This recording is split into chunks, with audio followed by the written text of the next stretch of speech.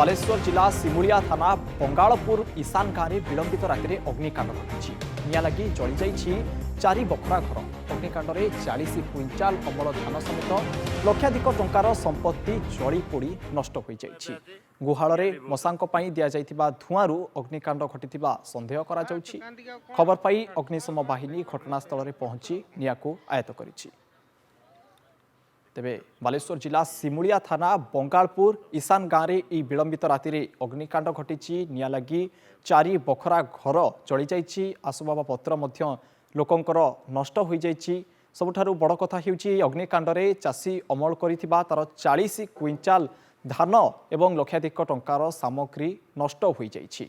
तेबे गुहाल मशांक दि जाइथिबा धुआंरू अग्निकांड घटिथिबा संदेह करा जाउछि। किंतु अग्निकांडर प्रकृत कारण वर्तमान पर्यंत अस्पष्ट रही। विलंबित राति खबर पाई अग्निशम बाहिनी घटनास्थल में पहुंची एवं नियाकू आयत्त करिछि।